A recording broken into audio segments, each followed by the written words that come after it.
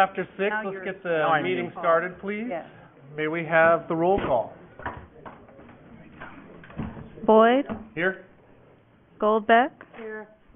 Pelagian, Hatwick, Here. McNary, Roper, Here. Simmons. All right, thank you very much. We've got February's meeting minutes to review and approve. Are there any changes to the meeting minutes? Hearing No. none, I'll entertain a motion. I move we approve the February 25th minutes. Second. All those in favor? Aye. Any opposed? Meeting minutes approved. Item number 3, agenda. Are there any changes desired for the agenda? Hearing none, I'll entertain a motion to approve. I'll move to approve the agenda. Second. All those in favor? Aye. Any opposed? Agenda is approved. No items on the consent calendar, no continued matters. We'll go on to commission item A, please.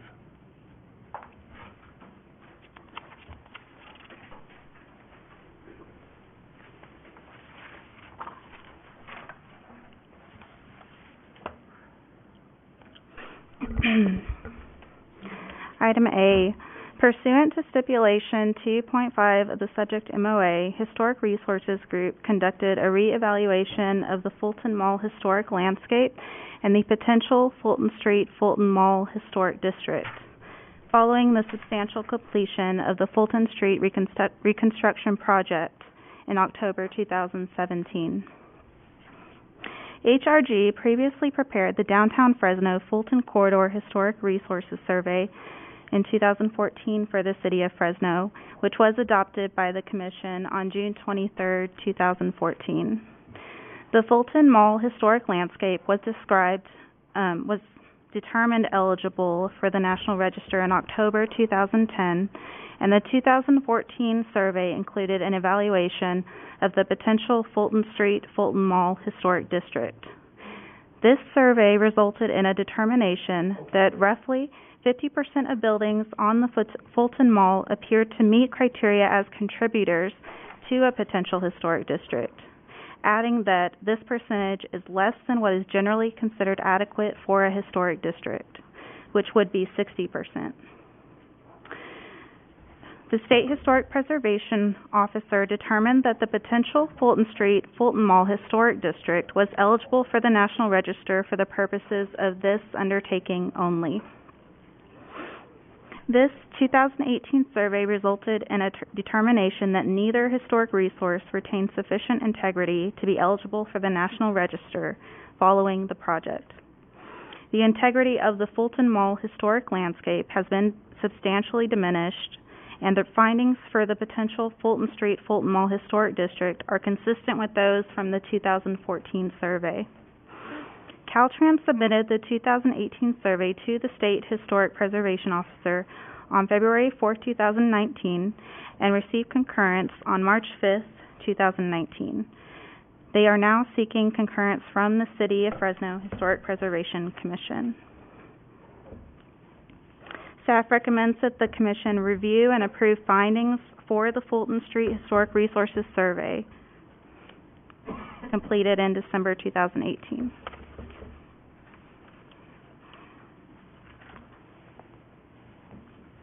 Commission members, any questions for staff? One question for staff. I know they quoted that roughly 50% of the buildings appear to meet the criteria, 60 to get it to what was the recommended for the district. And I'm trying to figure out where that 60 comes from. Because there's districts we have where it might be less than 60% of the fabric within the district. Is that the difference between a contiguous and a non-contiguous district? Exactly. I didn't know where the 60% margin was coming from. We do have a member from HRG's staff here who might be able to speak further to those findings. Carrie, would you like to come forward? Come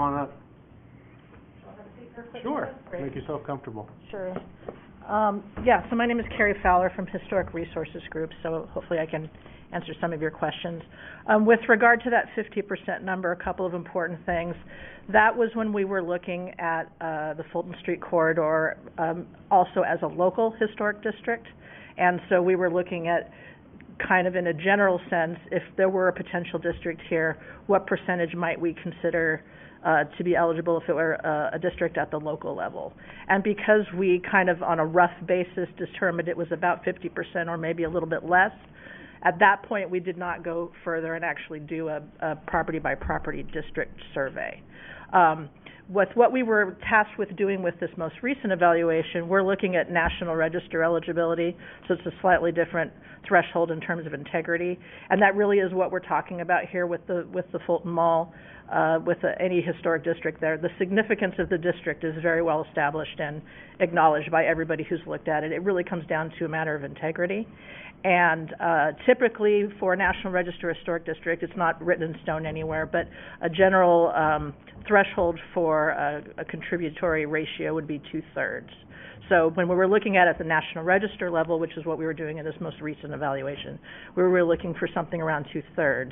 And if you go through the report, and when we actually did do our intensive level survey this time around, we were coming up with somewhere between 37 and 40% contributors, depending on how you draw the boundary or whether you include undeveloped parcels as non-contributors. There's a couple of different ways to do it. But basically, every way we looked at it, we weren't coming close to that 2/3. And the good news is there's a lot of consistency here, because that's the finding we came to when we looked at it originally. Caltrans also found the same thing when they looked at it, and now we have SHPO concurrence, so it's good that we have that level of consistency across the board. Without issues of protecting our local register, historic places or district on that level, is really a national recognized portion of that level. Yeah, I mean, this really what it's about. Yeah. Yeah, our finding doesn't do anything to confirm or interfere with anything that you wanted to do at the local level. So I don't know if you have the capabilities for planning districts to preserve things like setbacks and scales and that kind of thing, and to be able to review compatibility of new construction or infill. Certainly that would make a lot of sense from our perspective. Yes. I think it'd be really helpful. Can you help us, or can you clarify for us 2/3 of what? You're measuring what? Oh, I'm sorry, of the total number of parcels that are in the survey area boundary that we were looking at. So we were basically looking at Fulton Street from, do you say Tuolumne? Is that how you say it? Down to Inyo. Every parcel that fronts the street on both sides. And then I don't know if you have the map there, but also the parcels on the cross streets, and I think the Mariposa that extends on both sides. So basically, we're looking, I think we had a total number of parcels of 54. So that's kind of the 100% mark that we're starting with. And also, I just will add that you do have a number of, as you know, National Register eligible and in fact listed properties in this area individually, and so this finding also does nothing to conflict with that or undermine that in any way.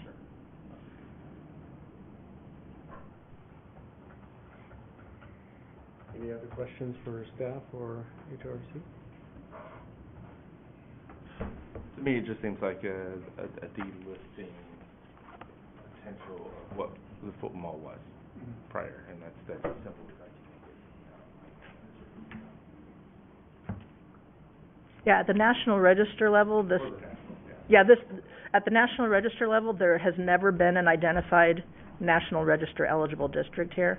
So, you know, it's not like something that was listed that's coming off. It's really just kind of a confirmation of what we've known, and I think the state office really wanted us to take another look at the district one more time after the project was completed, and we basically found the same thing. You're saying by reading it, you felt like it was being delisted. Almost, yeah. But at the same Gotcha. time, I understood it. I just want to make it clear that it's not a local, it's a national level thing, which I knew National had their eye on it when 2011, 2014, when some of the earlier studies were Gotcha. And just, we've been discussing it for so many years. Yeah. Makes sense. Comments, questions for staff? HRC? Thank you very much. Thank you. At this point in time, I'd like to open it up to the public. If you have a comment or a question, if you'd come up, state your name and address, please. We'd love to hear from you. We generally don't get this many people at our meetings, so it'd be great if somebody came up and said something. You're well represented tonight. Anyone? Come on up, please. Say something really quickly, just a clarification. So, it's Philip Vallejo from Caltrans, the branch chief for the cultural department. Just want to. We cannot hear you. Sorry. It's Philip Vallejo. I'm the cultural branch chief with the California Department of Transportation. I just want to make a clarification on the report. It's two resources that we are identifying here: the historic landscape, the Fulton Mall, and the district. So it's not just the district; it is the landscape, and it is sort of like a delisting, except it was never listed. Right. So just wanted to make that clarification. It's two resources. Making it not eligible for a national registration from here forward. Correct. For Yes. either landscapes or district. At this point in time. In the future, it could be reevaluated at any time. Any resource can be. But yeah, at this point. So can I ask, why is this relevant to Caltrans now? Well, it's part of the memorandum of agreement that we had for the Fulton Mall corridor project. So it was using transportation funds, which brought in Caltrans as a federal oversight. These were the agreements that we made with the Department of Office of Historic Preservation and the Advisory Council and the city and Caltrans. This was one of the obligations that we agreed to, that we would come back subsequent to the construction and reevaluate these two resources. So it's just basically wrapping it up. Finalizing the MOU requirements, right? Correct. Yes, correct. Thank you. Thanks. Appreciate that. You want to come on up, sir? Use the microphone, please.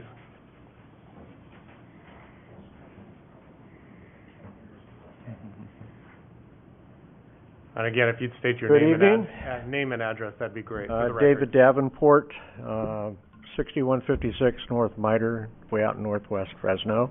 Thank you, Mr. Davenport. I have a question that's going to demonstrate my ignorance about how historic resource surveys are done, but I think it's relevant just for my own education, if not for the rest of you. I'm aware of at least one major property on the Fulton corridor in which the Fresno Expositor newspaper was published, and it is sheathed, I guess would be the appropriate term, with modern plastic stuff from a jewelry store. And so, since the original building from the 1880s can't be seen because of the sheathing, I'm wondering how the process takes place to evaluate whether a particular parcel is historic. And I'll go sit so that you can inform me as to how that goes about. Because I seriously doubt that people remove stuff to see what's underneath and then say, look, we have an architectural gem here. And so I don't know how that goes about. So I'd like to learn something about that. You brought up the jewel of Fulton Mall, and it was. And like you said, nobody knew that what was underneath that building was actually there. Mm-hmm. And I guess sometime in the 60s, it was given a modern cloaking of the plywood and the plastic and everything that, in all its wonderfulness that you see today. It was purchased by a person from the Bay Area, correct? Mm-hmm. Yes. And during some investigation, there we found just stacks of old bricks in the basements, cuts for doors and windows that were sealed up in a basement. The grades didn't make sense for where the floor should be and where the first floor is in relationship to the street. And essentially, as what we found was that building was indeed the old Expositor building, and the person who purchased it basically wound up with this gem of a historic monument, ended up being one of the, I guess, the oldest building. Is that still oldest standing commercial building in Fresno that we know of. Yeah. So he was absolutely floored. It was kind of like, you know, the pot of gold at the end of the rainbow, and we were very thankful that he thought about it this way, because I don't think he had a wonderful impression, or certainly his impression of what he wanted to do with the building was much different. After he found out the kind of the historic significance and the bones of it, his perception of the building completely changed. And so we've kind of lucked out on that. I don't know that there's been any movement. So yeah, I actually met with him about a month ago, and so he's exploring a rehabilitation of that building. And one thing I would add to that too is that he didn't actually figure it out himself. John Roop, an amateur historian, was making a scale model of downtown circa 1900 and investigating photographs, old Sanborn insurance maps, you name it, to figure out, okay, what was on every lot in 1900. And when it came to that lot, he said, boy, that lot's only 25 feet wide. That's weird. We don't have many of those left. And boy, the footprint of the building looks just like the footprint on the Sanborn map, and started, digging around, and then got the property owner to let him onto the site. And then he found the treasure trove in the basement, and a sealed up second floor that nobody knew was even, behind all that aluminum. And so then that's kind of how it went, and it got designated not obviously for its aesthetic merits, which were lost long ago, but its status as the oldest known commercial building, the site of Fresno's first newspaper. The newspaper that was in there was actually moved when the county seat was moved from Millerton down to Fresno. The Expositor newspaper tore their building down and moved down to Fresno, to where the Bank of Italy building is now, and then a couple years later built the brick building that's still on the site. So because of that history and that importance, that kind of cultural importance, that was the criteria that made it eligible for designation as historic, even though it didn't look like it anymore. That history was still there, and the brick shell was still under all that aluminum. I guess kind of more of the technical aspects of it. Buildings, we can either find buildings or that meet the criteria for historic preservation, or what we prefer is when owners of buildings of particular age or a cultural time in history come to this body and essentially list them. There's a bunch of benefits you can get by listing your property. That's how we prefer it to go, but we've done it both ways. But that's like a brilliant story of historic preservation in Fresno. Probably one of the best that we've had since I've been on the board for the last 10 years. Sometimes it just takes a little digging, Mm-hmm. and a lot of times amateur historians are the ones that are kind of earthing this stuff out. And so it is essential that the community is involved and kind of letting us all know what they're seeing and discovering, and that helps, because a lot of surveys are not digging into the soil like other surveys are happening. So, and in addition to some of the brilliant buildings that we have in town, not all of them kind of meet that level of criteria for meeting the local or local register. And so we have a heritage property designation too. And so you have properties that may have just been modified and changed over the course of time, maybe a little bit too much from their original roots, but you've got a property owner that wants to restore that property. They can get it designated as a heritage property. They can benefit from historic architectural building codes. So there's other avenues of kind of getting it back to a point, and if a property owner wanted to gut most of it and take it back down to its original, back to what it was originally built, we would obviously look at actually putting it on a local register at that point. local districts. Yeah. Heritage properties are contributors to their historic districts. So Exactly. that would be one that would be a huge contributor to the district on a local level. Does that kind of answer, I mean, any more detail, I feel like I'd be bludgeoning you with Maybe I info. wasn't clear in what I was seeking. So I'll give you a hypothetical. Uh-huh. If I were walking down Fulton, looking at what's there now, how would I know that I was standing in front of a building that had been built in 1888 or 1920 or even 1960 if it was covered up with 2000, with plastic that had been put up in 2000? You wouldn't? Right. Okay, right. So how is the cultural survey conducted to determine that half the properties on Fulton are eligible for inclusion in making Fulton a district, given the fact that I know, having walked down Fulton a couple of nights ago, that most of it is covered with modern stuff? A survey includes more than just a physical look-see at each building. Dan mentioned looking at Sanborn maps and how... But he was talking about that in the context of that specific property. But that is That's part of Okay, so regular routine.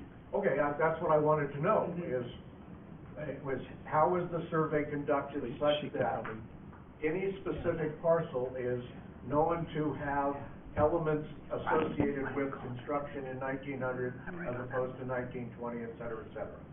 And obviously, Sanborn maps would be one of those things. Terry can probably answer your question best. Elaborate a little bit. Yeah, maybe there's like the top, you know, 3 or 5. the top things, 5 right. things you hit on your checklist, the first Yeah, things you so do. definitely, in addition to seeing what we see on the street, we do all that background research that you're talking about, whether it's Sanborn fire insurance maps or looking at original building permits if they're available. They're not always available, but if we have that, that's very useful. Tax assessor data often will tell us when a building was originally constructed. You do have a lot of historic photographs of Fulton Street in particular, so that was very useful to kind of see how things have changed over time. So that's definitely a starting point. That's kind of the first thing we try to do, is figure out when did this building go up originally. The second step, though, is really about what do we see now. So to get to the gentleman's point, if what we see now is a 1960s remodel of a 1920s building, we can't evaluate it as an intact 1920s building, even if we know that that's when it was built and that might be under there. When you're doing the survey, it's really important that you're evaluating what does the building convey to the viewer right now, not what might it convey 10 years from now when it's restored. At that point, you might want to reevaluate the property. But you really have to look at what it's conveying right at that moment. Which is in questions of integrity. Right. And one thing I'll add to that, though, particularly with a resource like Fulton Street and a Main Street district, it's well acknowledged that oftentimes main streets, particularly after the war, kind of in the post-war period, there was this wide-scale kind of modernization of storefronts. And that's a historic trend that we want to acknowledge, right? So if people came in, after the Fulton mall landscape comes in and there's a big effort to revitalize the downtown, and as part of that trend, people modernize their storefronts, we want to be able to acknowledge that as part of the history of the evolution of the street and not treat that as a bad thing. And so, I'm sorry. Go ahead. Sure, I was just going to say, so we did that in a couple of ways. One is the period of significance for this potential district was very broad.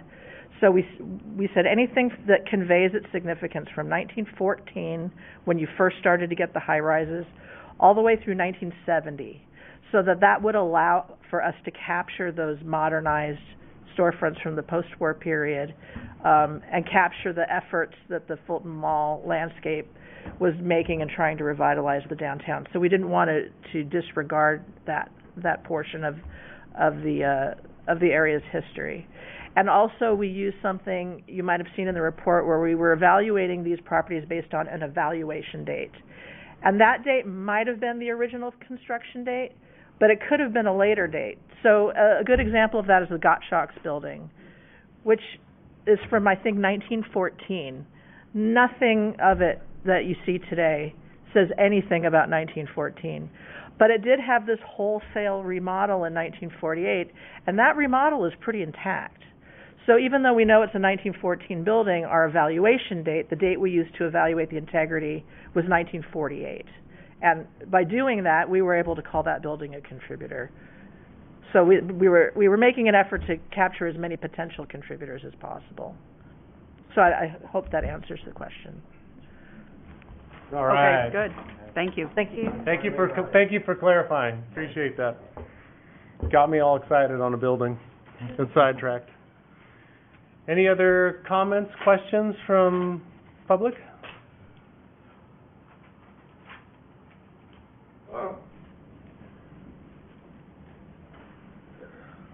Seeing none, I'll bring it back to the commission. Final comments, questions, motions? Yeah, I'm good. I think it's pretty clear it's not a negative. It's really what we were expecting since the origination of this in 11 and 14 when it was all coming about, so. Despite pushing and pushing and pushing. Yeah, so I have no problem motioning to approve staff's recommendation. Okay. I'll second. All those in favor? Aye. Any opposed?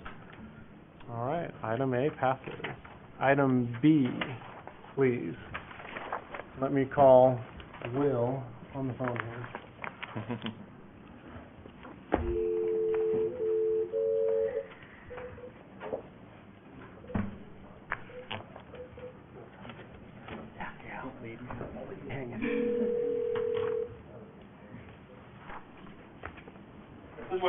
Will, this is Patrick Boyd with the Historic Preservation Commission. Hi, Patrick. How are you doing? Very good, sir. Very good. All right, we got you on speaker here, and we are just starting with your item. Excellent. All right, thank you. Go ahead, staff. Okay. Just a reminder, everyone who speak up real loud and clear because we have someone on a phone call here. Hope you can hear us okay, Will. All right. The application for the rehabilitation of the State Center warehouse was initially reviewed and approved by the Commission on December 19th, 2016. Revised plans were submitted by the property owner due to a recent requirement from the Department of Public Works to have an ADA accessible path with a minimum width of 4 feet along the east side of Inyo Street between R Street and the Promenade parking lot. Here are photos of the existing conditions along Inyo Street. Street views, rather. The revised plans for the side or north elevation of the building facing Inyo Street entail demolition of the dock and installation of a sidewalk, street trees, and windows at basement level. Upon initial review, staff finds that the new construction as proposed does comply with the purpose and facade design development standards as put forth in the Development Code. However, staff finds that the potential loss of a prominent character-defining feature along a street-facing elevation of this historic resource is the primary concern, as it would diminish the historic integrity of the property. Additionally, it would not be in accordance with Standards 9 and 10 of the Secretary of the Interior Standards for Rehabilitation. Alternatives to removing the dock completely have been discussed among staff and with the owner and architect. The ideal solution would be to wrap a sidewalk around the existing dock, which would extend into Inyo Street. This would decrease the width of the street significantly. However, the street is already much wider than is needed. The main concern for this alternative is the expense, as the crowning on the street as well as drainage would require adjustment. A potentially less expensive alternative was discussed involving ramping, in an effort to retain as much character for the dock as possible. However, any manipulation of it would be substantial and not necessarily preserve its character or provide optimal pedestrian access along the south side of Inyo Street. The subject dock is approximately 3 feet in height, 6 bays in length and spans the full width of the 12-foot sidewalk. One alternative that may prove most feasible while meeting everyone's needs is the installation of a painted safety zone, an urban tactic that is becoming more common in cities. By painting a southern portion of this segment of Inyo Street and installing concrete planters or other barriers, a safe and pleasant path of travel could be designated for pedestrians while maintaining a character-defining feature of the building, its only remaining intact dock along a street-facing elevation. Alternatives would need to be further explored, for example, regarding the grading of the street. Inyo Street could potentially require some manipulation in order to bring its cross slope down to 2%, which is the maximum cross slope for a sidewalk or other pedestrian path. In any case, this scenario entails minimal intervention that would probably be of less expense to the applicant and meet staff's collective requirements. Staff encourages discussion in pursuit of a mutually agreeable solution that will optimize the use of the historic resource and its adjacent public space. Okay. Any questions for staff?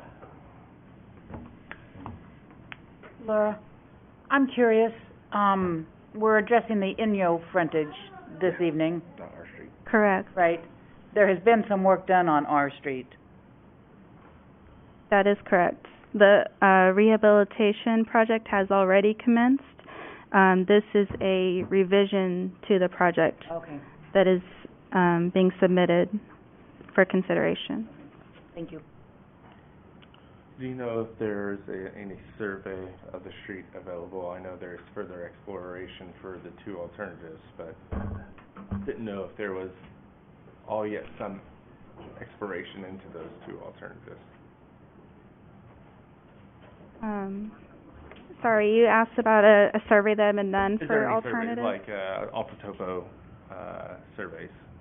Or some grades established, Grades is what you're established. asking. Take me about 5 minutes to figure that street out, so.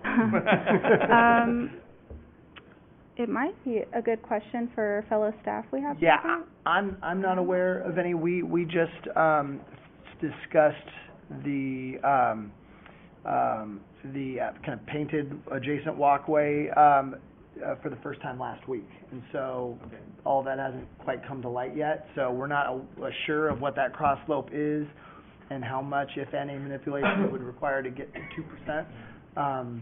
So yeah, this just came up as a possibility in discussions last week. So we thought, well, let's bring it for kind of a workshop discussion to see if, what feedback you all might want to give, assuming, things like that would need to be looked at as we get closer to a solution. I just want to note that we also have a representative of the architect here who might have further to say regarding the proposed project whenever you would like to hear him speak. Any more questions for staff? Yeah, I think that, like Jason's kind of alluding to, drainage and current, I know that a lot of utilities are undersized downtown, and all of that stuff might be kind of an issue on changing a grade on an old street, which I guarantee you is not 2%. Yeah, you just keep Guarantee overlaying. I guarantee you it's overlaying, closer yeah. to 5 or better, especially Right. closer to that curb and gutter. Our public But- works staff thought that there was at least a possibility that if it wasn't 2%, some grinding could be a pretty, low-cost way to get it to where it needed to be.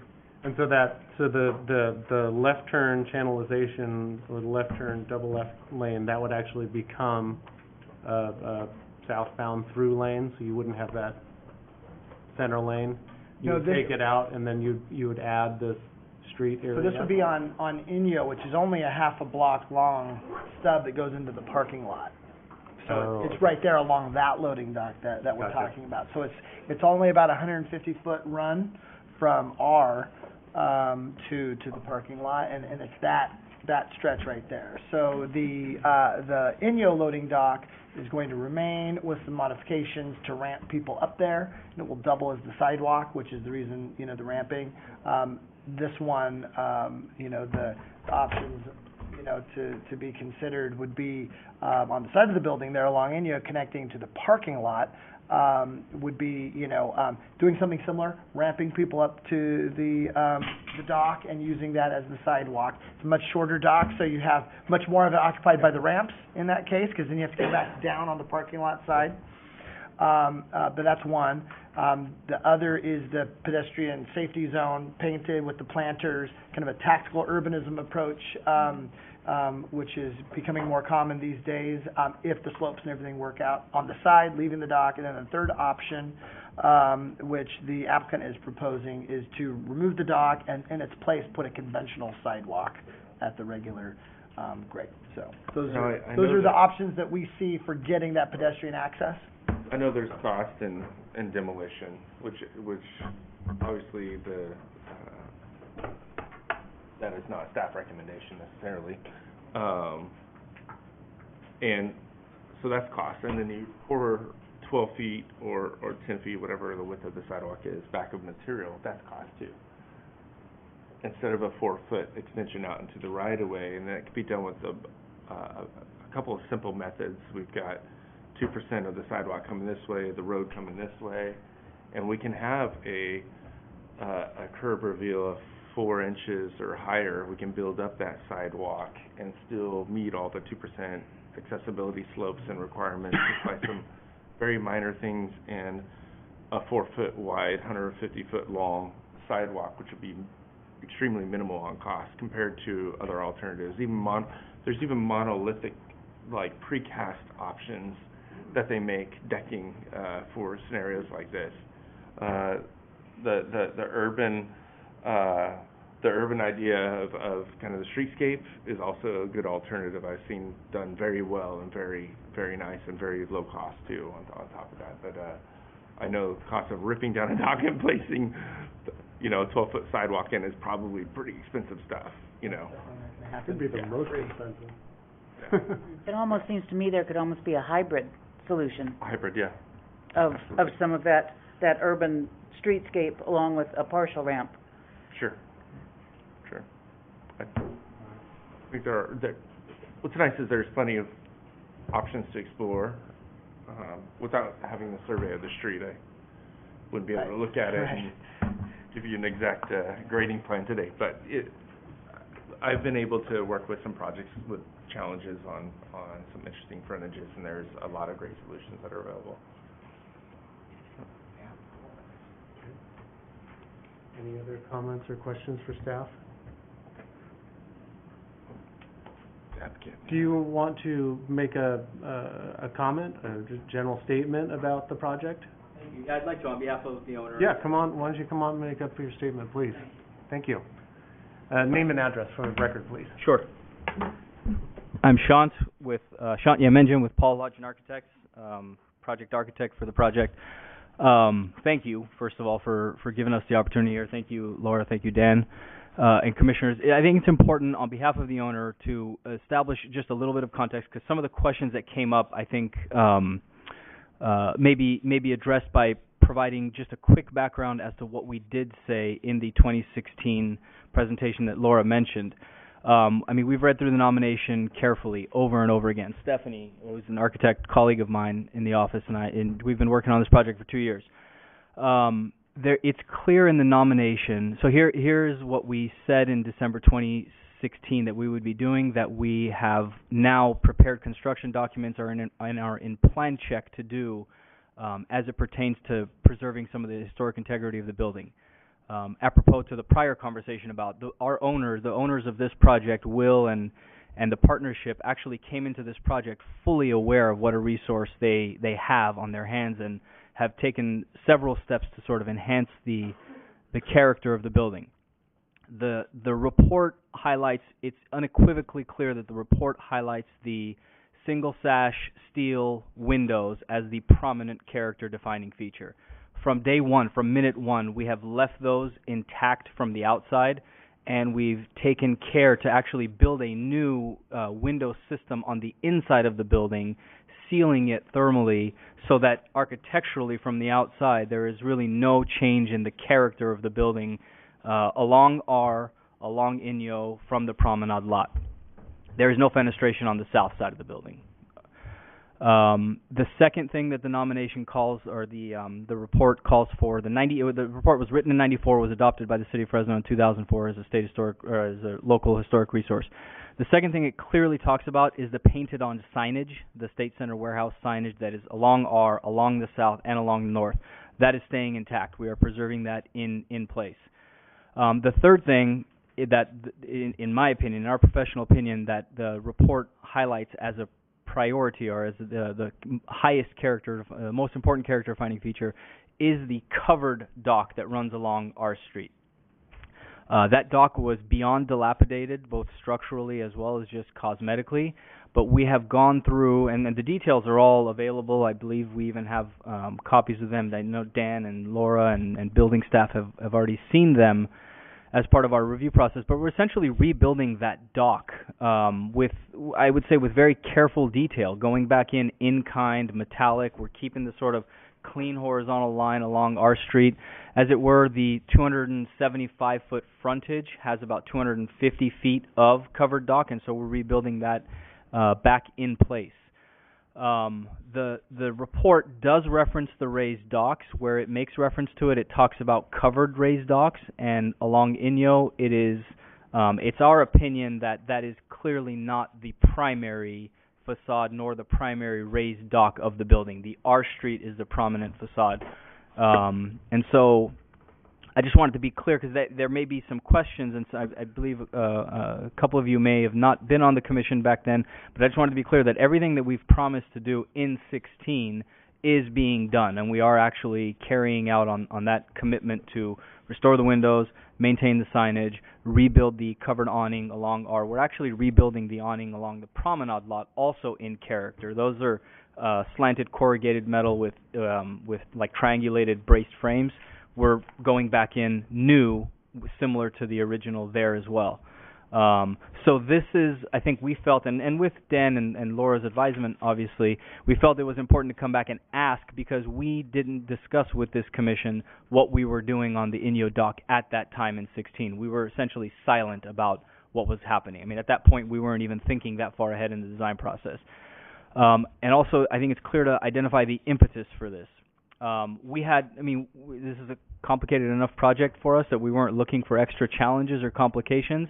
This came about 2 months ago when Public Works made it clear that it is now important, I think it's even an ordinance that is adopted, that we need to connect our street to the promenade lot with an accessible path. We were always providing an accessible path, as I think Laura described, going up the ramp on across, and then back down onto the public right-of-way. We were never providing a connection between R and the promenade lot.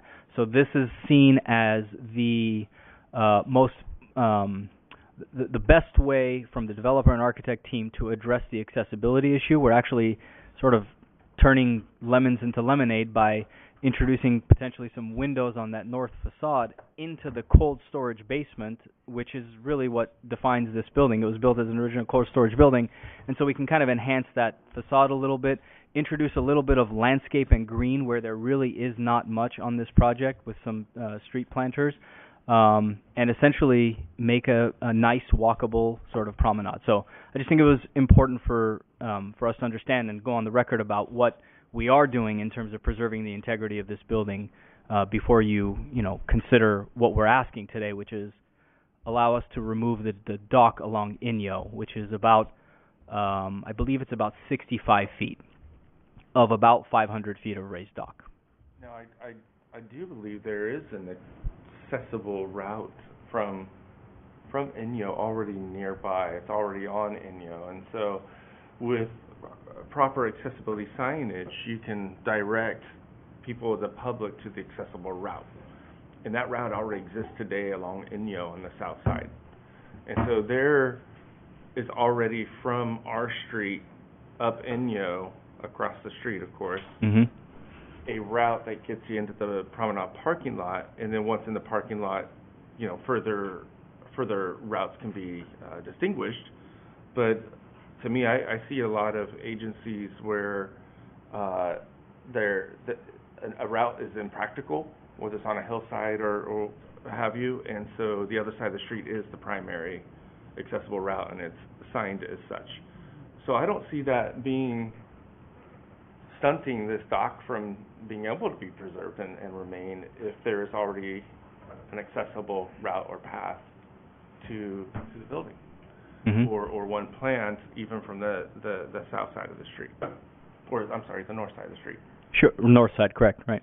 But that's just my thoughts, because you don't always have to have a route on both sides of the street if one is not connected to any other route. And our street's not really connected beyond the historic dock on our street.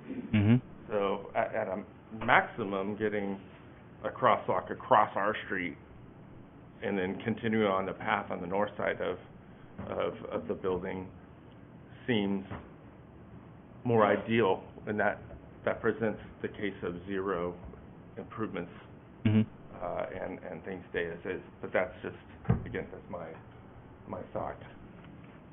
There's already a route. Was any of that ever discussed with Public Works at all?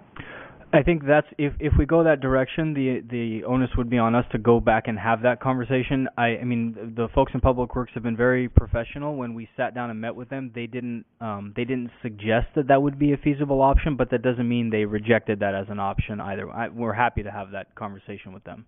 They're all, again, they're very friendly. They're always great to work with, and that might be a potential that you might want to be able to work through with them. For what it's worth, Robin, plans were submitted that way, that we were not removing. I mean, like I said, this has just come up in the last month or two. So plans were submitted that way. So, Public Works could have taken that position, I guess, that, there's striping across here, we're providing the proper apron. Somebody could just go to the north side, but they didn't. So my guess is that probably was considered, and they wanted to compel this project to also provide the path on Inyo. But happy to ask them. The connectivity on anywhere north is non-existent except for that side of the opposite side of the street. The same could exist over here on this side of Inyo. As long as it's properly signed and striped and the route is distinguished, I don't see any reason to have to install a sidewalk, to be honest, from my perspective. Commissioner Howie, if I could intervene, I just wanted to point out we're lucky enough tonight to have a representative from Public Works in the audience. I see him there in the back, Mr. Benelli. So if you wanted to ask those kinds of questions of any of the Public Works staff, I would love to hear. You'd have that opportunity. Yes, absolutely. I have a question maybe for Sean still. Do you know, have you seen any historic pictures how prominent that Inyo Street frontage ever was? I mean, was that a narrower street before, and was it less prominent originally? I can't speak to how wide the street was originally. We do have some historic photos that it's hard to tell on this drawing, but sort of in between the trees at grid 3 and I think at I guess that's grid 6, there are two about 10-foot wide shed awnings, and it looked like they were sort of like walk-up for delivery storefront type of doorsteps or stoops. That's all we have by way of historic photos that reveal what the character of Inyo was. The street I can't speak to. I don't know.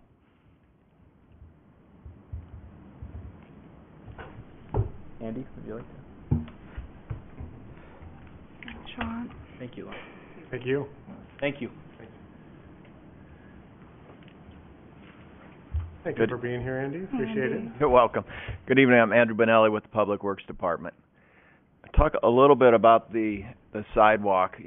While you are correct that meeting the legal obligation would put people on the other side of the street walking on the north side of Inyo, I don't think that many pedestrians would go to the trouble to walk north, then up to the corner, and then back to the south side. So most pedestrians with the dock there would choose to walk in the street, which is really not a safe location for pedestrian, whether they're in a wheelchair or just a pedestrian walking. We think with the building and the activity with the building, we'll have a lot more pedestrians. And we have a really high accident rate here on pedestrians, so we try to do everything we can to provide for pedestrians, not in the street, but out of the street. Any time you can get a pedestrian up off the curb on sidewalk, they're in a safer place. We have a super high death rate and accident rate for pedestrians in this community, one of the highest in the nation on a per capita basis, higher than big cities like New York and San Francisco. Pedestrians are hit here all the time. Do you foresee just kind of the extension of that curb coming out being too problematic and just putting a sidewalk in what is now the right-of-way? No, the street is wide. There's adequate width. It's really a cost issue. The road, slope on the road and the drainage, it's going to be fairly expensive to build that sidewalk out. We do have, the surveyor for the project does have topo surveys, but I don't think he went out into the street. He mainly looked at what the curb and gutter was there. I don't know what it would take to make it work.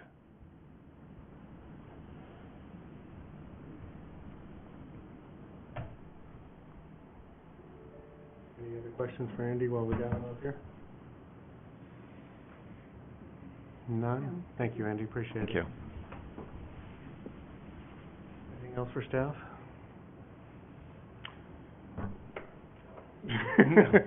Psyching me out there. All right, at this point in time, I'd like to open it up to public for comment. Anyone like to have a question or would make a comment on this project?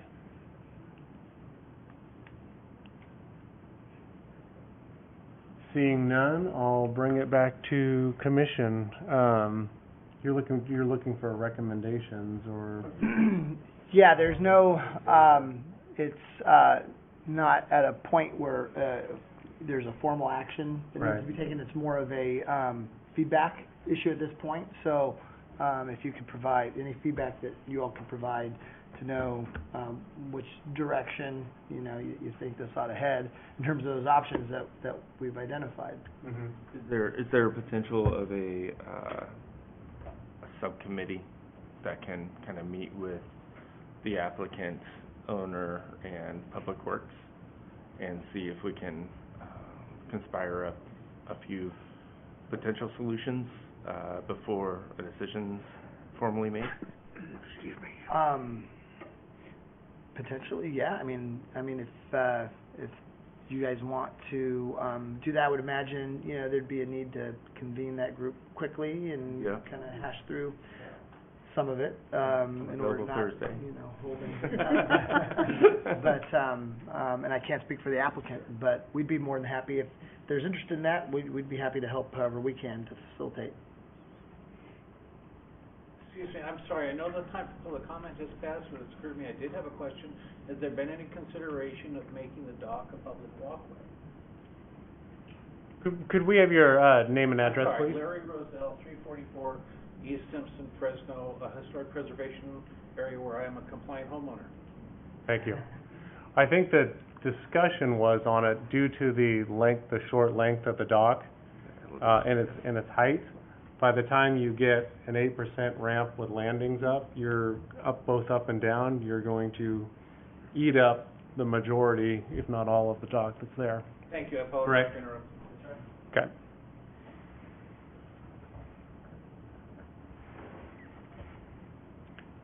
Anything else? That's my thought. I mean, a subcommittee might be beneficial. I don't know how far other options have been explored at this point. It didn't sound like too many. That's why we're here to work at this juncture at the moment. But I'd love to be able to get with the applicant and help problem solve a few things.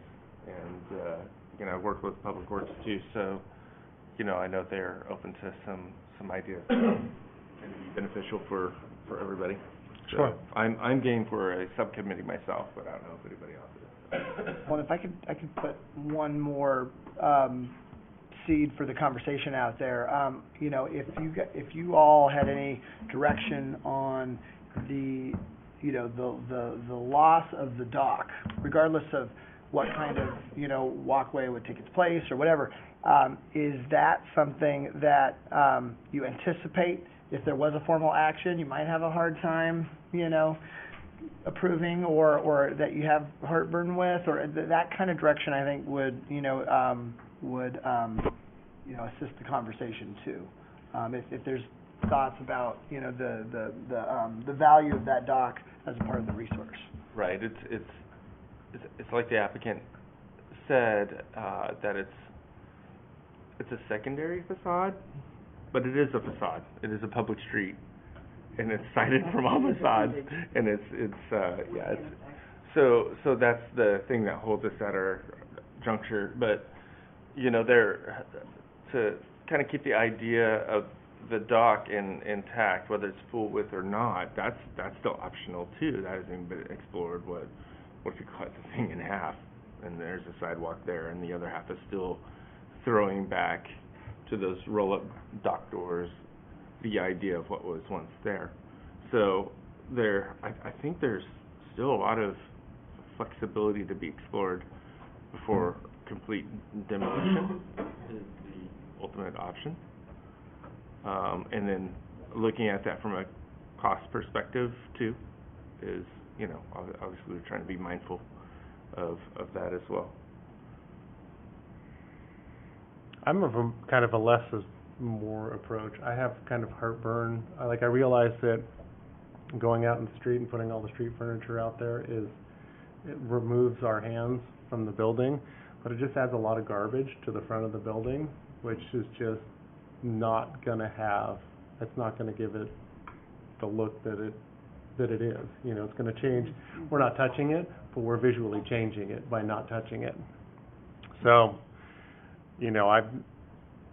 I like the narrower width dock idea, because you kind of get both, or even removing the dock. We've got a lot of facades with docks on it that we're restoring. I'm not sure that removing that one would have that much. It would be a significant look, but visually from the street, you could almost repair it so it would have that same kind of streamlined, simple look to it. I'm with Patrick. I would be more willing to accept a similar version of that dock than a bunch of pylons, for one thing. Yeah. Everything would be needed, and I always question, you can't legislate how people are going to use it, right, whether it would ever even serve the intention.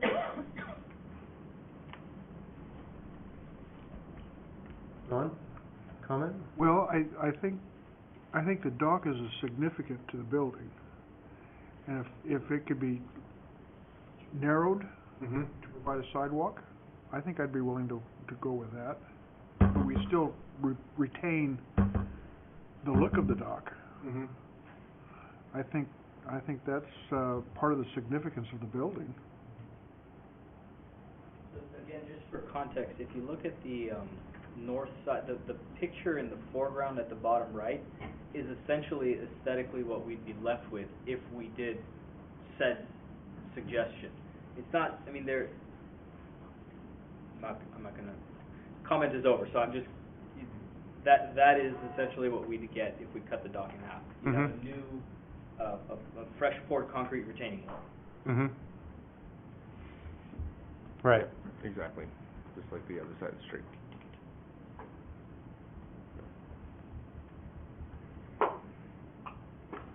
Anything else? Will, did you want to say anything? Thanks, Patrick. Yeah, I just want to touch on a couple of things that were discussed. The prominence of Eno, it obviously did at one time cross the railroad tracks and continue past P Street, so it was a connector street at one time. Okay, thank you. But from our experience with the Western Building Materials building across the way, it had 90-degree truck parking along the way. So at one point there were trucks backed up all the way down that street, so it couldn't have been that active if it was that use. We were the ones that actually removed the bumpers from the sidewalk there when it backed up to it. My concern in going forward is the alternatives that seem really difficult to stomach are if we get into the public right-of-way, we start regrading streets. Right now, all of the promenade lot water actually comes around the corner, down Nino, and dumps into a storm drain that's near the corner of Nino and R on both sides. So anything that we do to change the geometrics of the street itself gets wildly expensive. So that's why I'm trying to keep everything out of there. So finished curb, finished gutter, finished street. Love to just leave that alone as it is. It was built that way, and it works as it is. I hate to alter it. Totally understand the concept of the half dock, cutting it back. It's just for reference, that area of the building is not intended really to be activated as an active patio or high dock. It's part of a private tenant suite. It's not one of the restaurants. It just kind of floats out there. We'll obviously have to fence it just for safety, but it won't really get used. Something that did come up in a previous conversation was the fact that we actually don't own the dock. It's in the public right-of-way right now. The face of the building is the edge of the property line, and how we're going to maintain that into the future. If transients do crawl up over the fence and camp out in there, we actually don't have any power to remove them because they're not on private property. They would have the right to be there, which is an interesting little legal loophole how that works.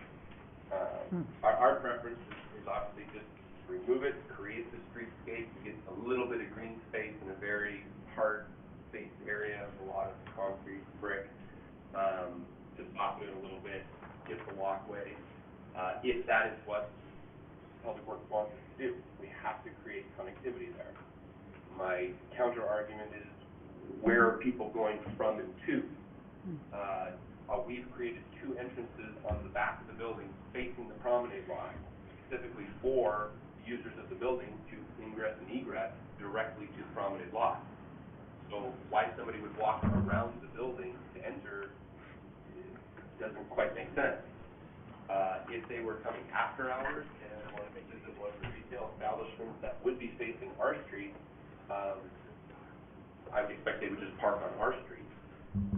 There's really no evening loading on our street as far as parking goes, because you obviously have the residential to the east who have their self-contained parking, and so the only users of parking on our street after hours is this building.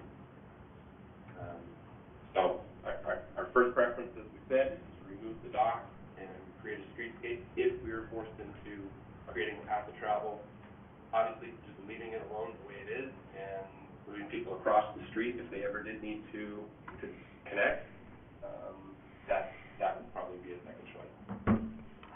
But I really don't want to get into altering the street, because it's just a can of worms that is going to crawl everywhere. Sure. Okay, thank you. That's an interesting point about the public right-of-way. Does that? And in discussion, it did come up the possibility of vacating that dock so that they could take ownership of it, and therefore it would not become a right-of-way. You know, if we were to install a sidewalk or this painted safety zone. So, yeah. I think the idea that it doesn't belong to the building kind of changes it for me. I mean, if it's not his property, why would he be obligated to do something about it? Well, yeah, but that's what Laura was just saying, that it would be Right. dedicated into as their property. Well, the offer for dedication was if we recreated the street and built a new sidewalk outside of the existing right-of-way. That was the offer. Not that we'd get the property and all our problems. Right, that was a way to potentially retain the dock. So vacate that part of the right-of-way, the dock becomes part of the building, and then a public sidewalk is next to it in what is now the roadway. But it would seem to me that any form of retention of the dock, whether it be full dimensions, half dimensions, or whatever, that should be vacated, or that piece should be vacated back to the property owner, or there's gonna be there's gonna be issues, right, of who's maintenance and... If the dock remains, we think that's a good way to go. If the dock goes away and that just becomes a regular sidewalk, then it should stay in the public right of way. Sure. Yeah, but if there's some form of dock, Yeah. half, three-quarters, whatever, whatever variety is out there, then it still should be, okay. So existing, it, if I understand correctly, it meets the legal standard for the area? ADA? You could walk across the street and down if you needed to. It complies legally the way it is? I think, no. Some wayfaring signage is Yeah. needed, I believe. Signage There would might be be- needed, but it would be the absolute minimum that ADA would allow to get. Right, there might be some changes necessary to get to that minimum standard, but conceivably, yes. Public Works' concern, though, is, well, look, we still need to keep people safe, and if people tend to not want to go across the street, go over and around, I and so understand that. if they walk in the roadway. Right, and Public Works' concerns are not only just people going from the parking lot to the building, but just literally crossing through the site. In and all around. So Sure. it's not just going in and out of the Right. building. Any other comments, Commission? No? Hearing none, I guess we'll close the item. May we take a 5-minute break, please? Yeah, sure. Thank you.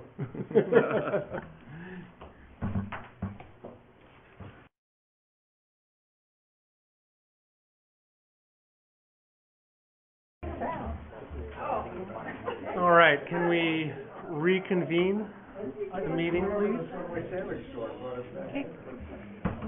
Well, maybe you can, yeah, I was gonna say this. Staff, it sounded like there may have been a desire for a clarification on the last item. Yes, no? Yes, that was correct.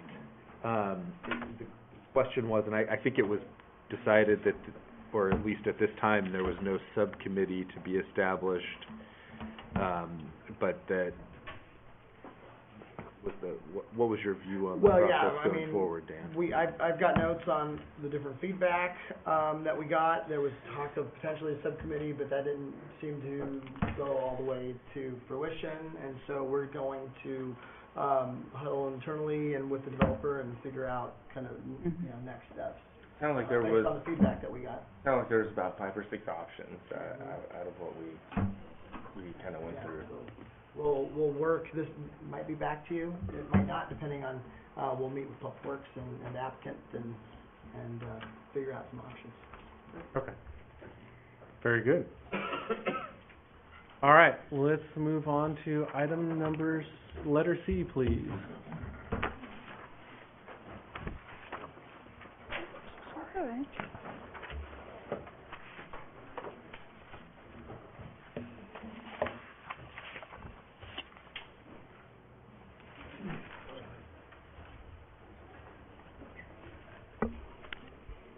The proposed relocation plans for the California Merci train boxcar and the proposed relocation plans for the California Merci train boxcar entail the ability and willingness of the Palm Springs Air Museum to move it from its present location to the facilities in Palm Springs, where it would be protected and displayed.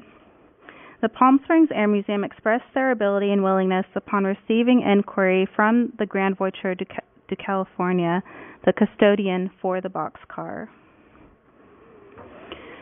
The Grand's premise for pursuing potential relocation sites for the boxcar is the long-standing inability on anyone's part to provide appropriate shelter for it.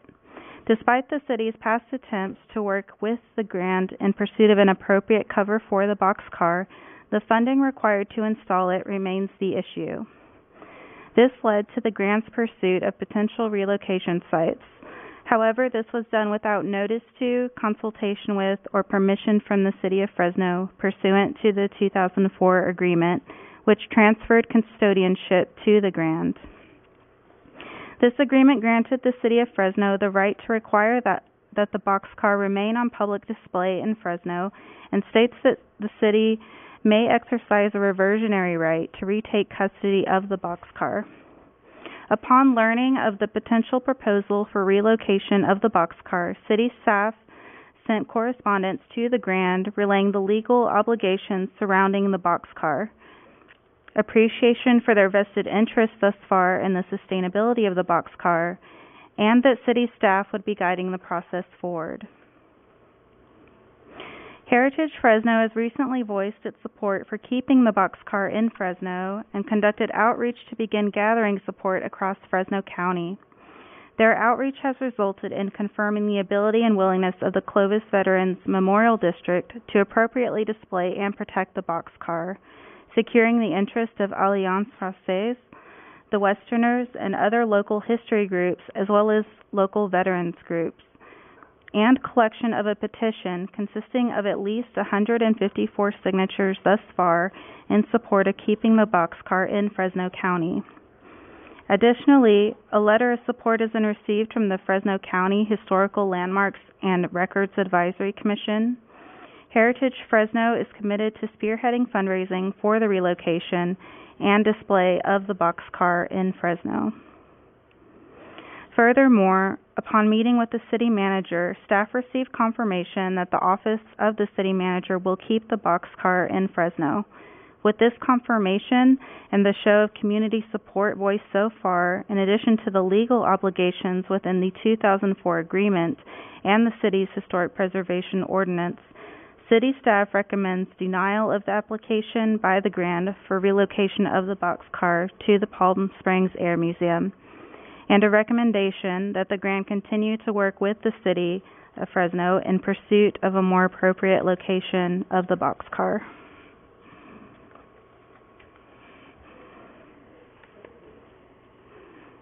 Questions for staff?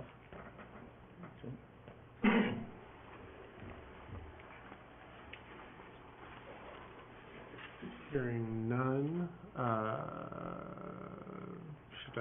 should open it up to the applicant. I guess applicant isn't probably the correct term. Current boxcar custodian. The custodian. Their representative for the Grand here. Would you like to come up and make a statement, please? If we could get your name and address, that'd be great. Sure. Thank you. Wayne Schwartz, 2851 East San Gabriel, Fresno. Mr. Schwartz. Thank you. I'd like to regress a little bit as to why this came about. Perhaps the introduction here touched on it.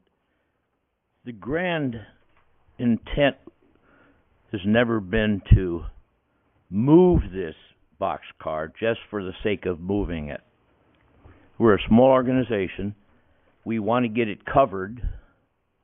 And I'm curious why nobody has made the suggestion, leave the boxcar at 509 and raise the funds that they said they're going to do and cover it. We're a small organization. The last bid we had on a cover on this was $54,000. We don't have $54,000 to cover it. The members of Post 509 and Voyager 31, which is our local unit of the Grand, have done a fantastic job moving it from Reading Park, where it was complete disrepair. It was going to be probably in another year or two, somebody would have burnt it down. So the members have done great. They've done a super job. You see the pictures? I wish we had it before and after. I do. The problem is that boxcar is old. It cannot set out in the weather like it is right now. The maintenance on this thing is, every year somebody's out there touching it up a little bit.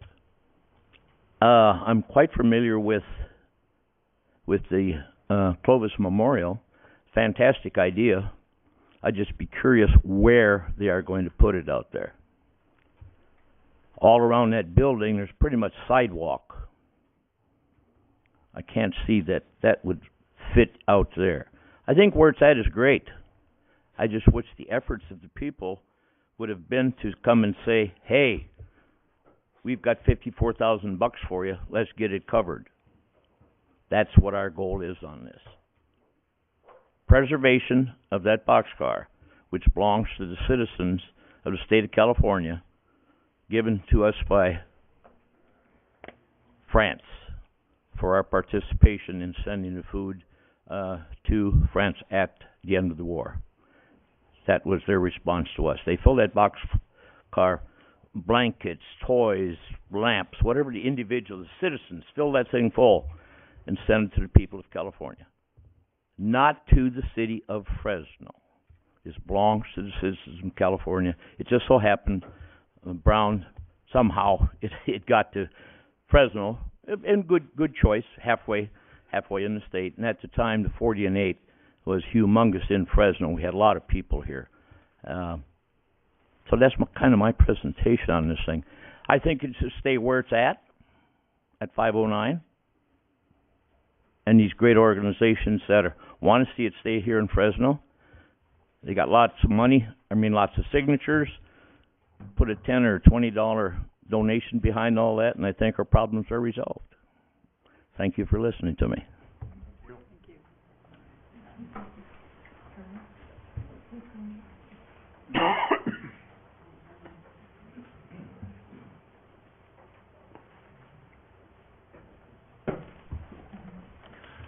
My name's Vern Schmidt, 315 East Nice Avenue, right here in Fresno. Thank you, Mr. Schmidt.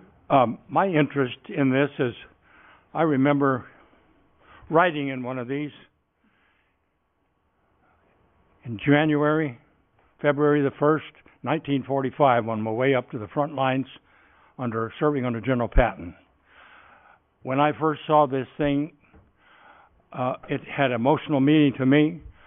I come from a family that has historical background both in World War I and World War II, serving overseas. To me, this thing has a tremendous historical value. I'm impressed by the latest work that they've done on there. I was over there just a few weeks ago and admiring it, and I just feel this is the place it should be. I think we have a tremendous inventory of veterans in the greater San Joaquin Valley who are interested in preserving our history. This is a tremendous piece of history that France gave to the United States in the form of showing their appreciation what we did for them in World War II. Not the most pleasant thing to ride in. I had 3 days and 3 nights in extremely cold weather. The snow came right through the cracks. I don't personally advise any of you to take a ride in one of those, but from a historical standpoint, this is a real piece of history. And I'm interested in maintaining history. I've heard prior to what you were discussing, these buildings, we tear them down and don't even know what they look like anymore. People put these up for a reason. And I feel this is a piece of history that should remain and stay right here and find the means.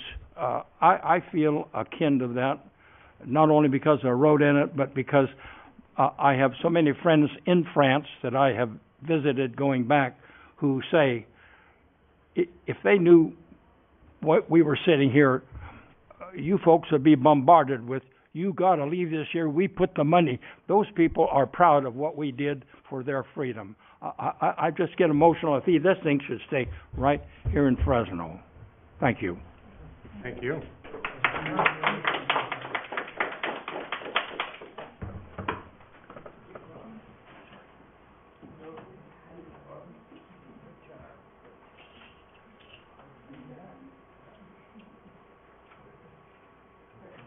We're coast. Okay. I think I can use my teacher voice without the mic, and you can... No, you've got one Oh, too. I got mine. Good. You've got one too. Linda Scambray, 6146 North Calish, Fresno. More? Okay, so... Janice Stevens, 6330 North Wilson, Fresno. So we're the co-chairs now of, as of January, of Heritage Fresno. We've restarted the group.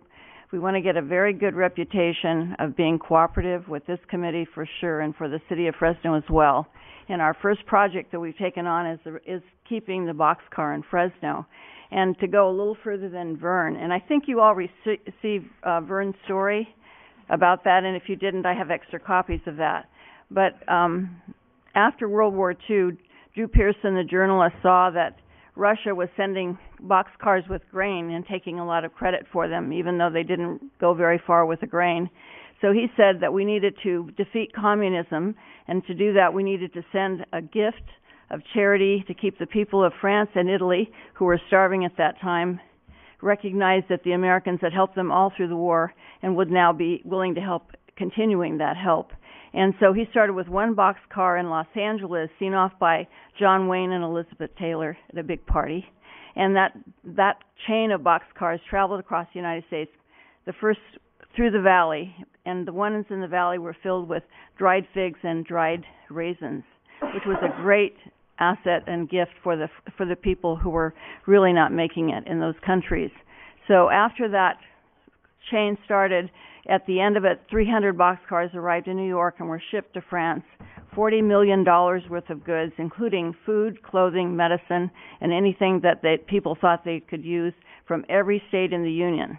So what a wonderful gift and a wonderful symbol of the friendship between our countries. So Heritage Fresno and Alliance Francaise and other groups that were mentioned earlier are striving to keep this here. And we realize that lacking some leadership in the past, we didn't get the job done of getting this covered and protected. We believe that we can do that. We have already people who have stepped up and offered money, no checks so far. But if we can get this fenced and a roof on it, immediately get the roof on it, and then find the appropriate place to put it. And the city of Fresno certainly has an interest in stepping up to this too, and saying if they wish to have it in a place in Fresno. But we would like to have it in a very public, accessible place where students would see it. We would even offer docent guides to show them what this is about. World War II certainly has disappeared in the curriculum, and World War I probably not at all anymore. But it's a way of teaching something to the students. And these groups are willing to help and want this to happen. And I think with the force of the leadership with Heritage Fresno now, that we could achieve this. I'm also a part of Fresno County Historic Records and Landmarks, and that was a unanimous decision with them that this is such a treasure to keep here in the area. And I think one of the things that's been a problem with this is lack of publicity.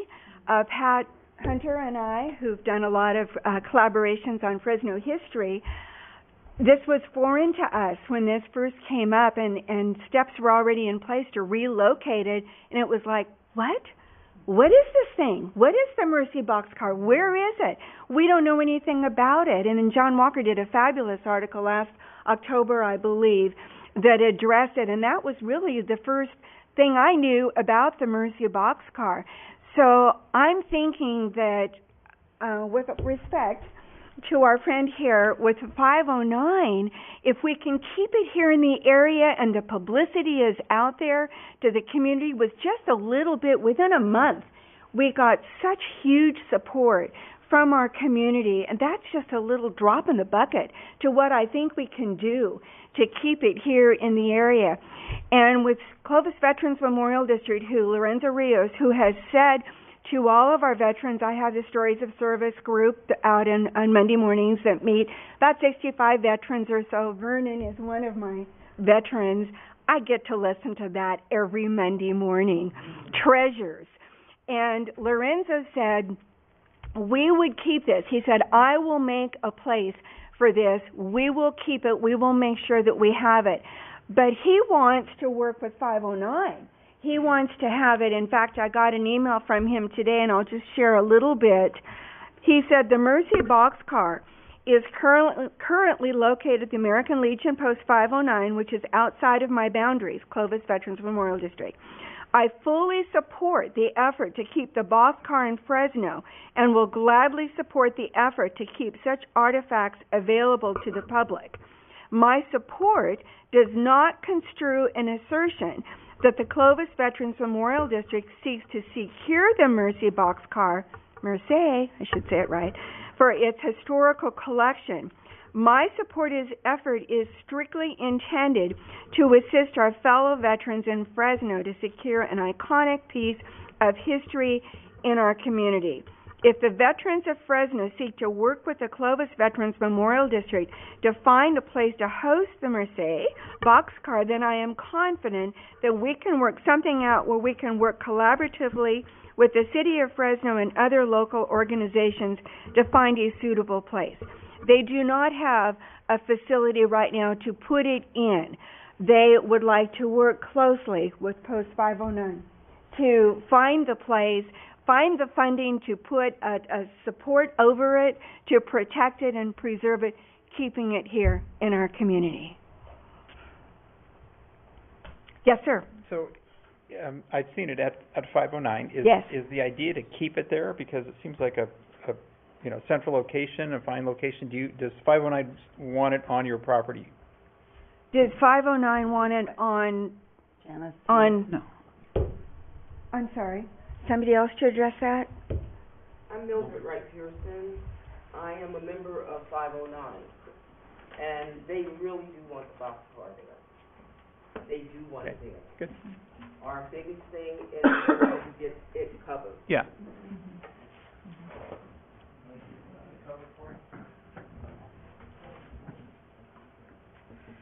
Did you need my address also? Do we You could just use the 509 address for Yeah, her. 509. We got it. Thank you. Thank you. Sure. That works. I'm sorry to interrupt you, No, but that's you okay. couldn't see her back there. No, I wasn't sure if that question was addressed Yes. to me or what. That- Okay, that answered that it? answers Okay. Thank you. Okay. Have you guys visited it? I take my Yep. grandchildren there. Yep. Yeah, it's really something to think the plaques represent of provinces of France, and you could tell the story, and I'm afraid it was used for more than troops, but we won't go to that story either, so. But it really does illustrate many, many things about what took place there. Well, and I think Post 509 really needs to be commended for doing such an extraordinary job to create this. It's beautiful, and then to have to stop because of the funding to put the roof over it. I want to be on board to find the funding, to really go after that, to support it and keep it here in the area, but to find the funding to do that. Yes, sir. So it seems to me that putting a cover on it, that's great. That's the first thing that has to be done, Yes. but there's so much to it. Yes. Is there a larger vision for curating it in a way that would do much of what others here talked about, where it really does become an educational tool? It's not just a artifact under a cover. Right. I didn't have a vision beyond, can we keep it?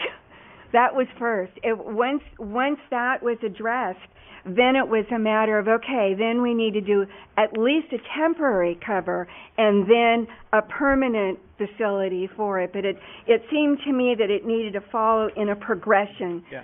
First of all, can we keep it? Mm-hmm. But I think that it's really possible with the offer from Clovis. Fresno City has plans for a memorial in the front of this building that could be appropriate with a cover that many people visit this building on a regular basis. Ideally, it could go to some place with more visitors like the fairgrounds or some place that's other memorials are there. And that's one of the things that Clovis does have. And they are going to build a heritage center, and there is a brand new library going in there. And I could envision adding a portico with a cover that it would be visible every time somebody walked into the building. And they get a lot of traffic there. There's a lot of traffic here, but I think that detail could definitely be worked out, and I agree with you about the access. I think it would be wonderful to have more people that would see it, and if nothing else, we get the publicity and we start trying to encourage schools to have field trips to where it is and talk about it. It seems to me that it needs more than a cover. It needs to be in a building where it's protected from heat, cold, rain, that kind of thing. And that's our long-term goal. Cover is going to do it. No, but our long-term goal is to get it in a building with air conditioning in either this center, the Heritage Center, the library, or something that the city provides as well. It's possible to have it into something like that. It's not as big as a real boxcar, an American boxcar. Right, I've seen that it helps in a little Park. bit. Yeah. I grew up here, so Yeah. I've seen it in Ronin Park. Yeah, I feel it's important that it needs to be done, and I applaud any efforts to fundraise to help preserve it. But I haven't heard anything about any fundraising. Well, and again, first things first. I mean, can we keep it? I heard, what was it, a month ago? We were ready to lose it. Yeah. And in fact, I was invited to speak, to be on the agenda for Clovis Veterans Memorial District Board. And I said, it's too early. I don't have anything to ask for yet. But I will. I will ask for it, and I will go after whatever we need to if we're assured that we can keep it here. And then let us try. Can we try? At least to do that, working closely with Post 509, with Lorenzo Rios for Clovis Veterans Memorial District, pairing up. CVMD is really big, especially under Lorenzo's leadership, for partnering with the students, with schools, with other organizations. That's very important to him, and he's done a fabulous job with creating these partnerships, and that's what he would like to do with Post 509 to first of all work together with the city, not try and take this artifact away from the city unless there's no other choice, and then he has assured us that they will keep it. If there is no other choice than to lose it, then they would do it, but they want to work as a partnership with this. And I think that speaks to one of the main issues why this didn't happen in the past. There was no coordination. I was part of the Alliance Francaise in 2008 when they had the wonderful ceremony putting it in place with the consulate from San Francisco who came down here. And all I needed was a letter asking for the appropriate amount of money for a cover so that I could do the fundraising. I couldn't do it without the letter saying it was a legitimate funding. And I could never get that from anybody. And I think that this speaks to the group in Fresno now. We got our act together. The organizations, I think, have gotten their act together and say, let's do this, let's raise the money together. It sounds like there's one more comment. Is there anyone here that's pro moving it? Who's for moving it?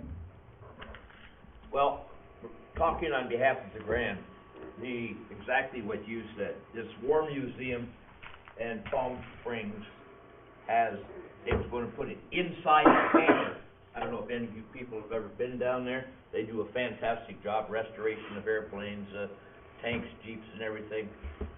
They're going to put it in a hangar is what they wanted to do. Now, I think we're all a little selfish here when we say we want to keep this in Fresno. This belongs to the people of the state of California. As we have all said, half a dozen people in this room knew about this boxcar up until us, said, we can't find a place, we can't cover the money, we're going to move it. Boom! Down there, we had, if we have 20 people a day, I agree location is not the best, 20 people a day that see that boxcar, wondering what it is, and just keep going. If this would go into this museum down there, you'd have 100,000 people a year walking past and seeing it. Education, they have busloads of kids going out there. Literally busloads going through that museum. It would be seen. I don't see that happening here in Fresno, but I'd sure like to see it. Once upon a time somebody said the fairgrounds we're starting a museum of some sort out there, history of Fresno or something. And I'm thinking, you know, if that's in one of those barns out there, whatever it is, great, now we got that thing undercover, protected. We'd probably see a lot more people going out there also to see it. Your suggestions as far as the temporary cover is not gonna fly. City of Fresno will not allow that.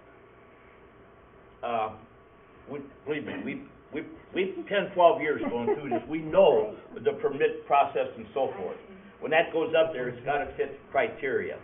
So, that's fine. We can keep painting it for, you come up and say, hey, we found a place. By the way, if this passes, custodianship reverts back to the city of Fresno. Not us. City of Fresno now has custodianship. And I don't know what they would do. Do they have funding, would be my question, to ask somebody.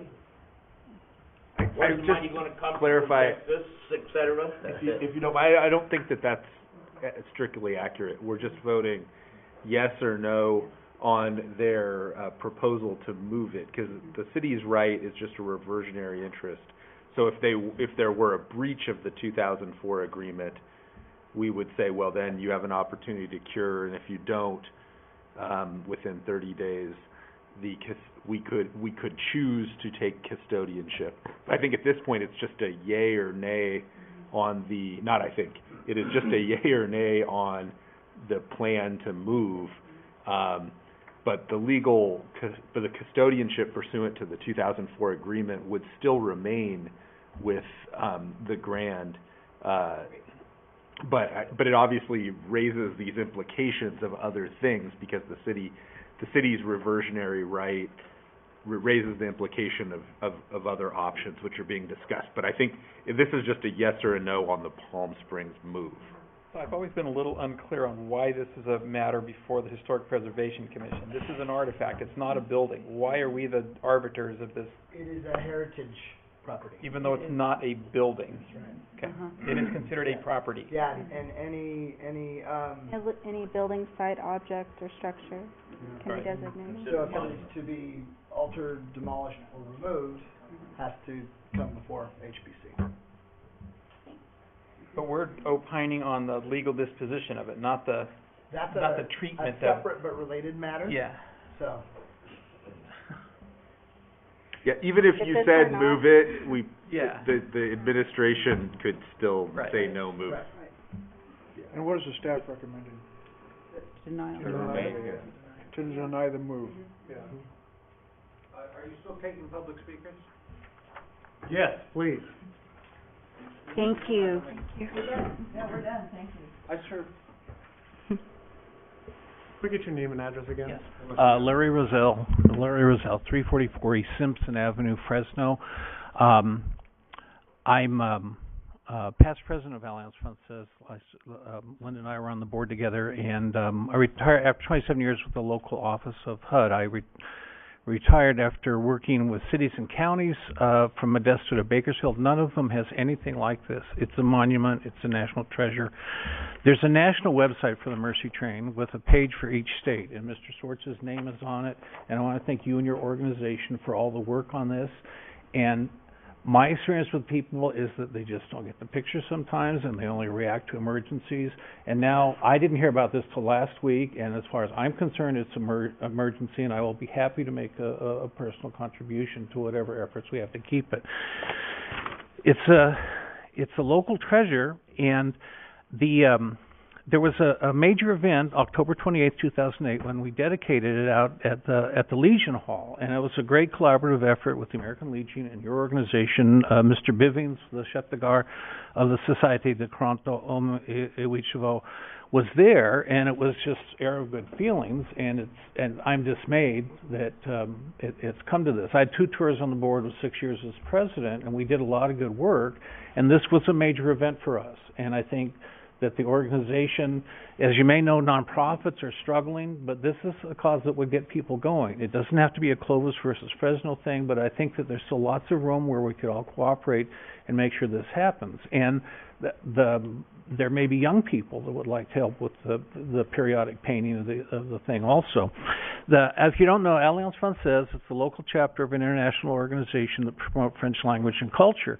And this is key to it, and it's also a cross-cutting cultural thing, too. It's not just veterans. And by the way, I'm astounded that we have somebody that actually rode in one of these, and very grateful.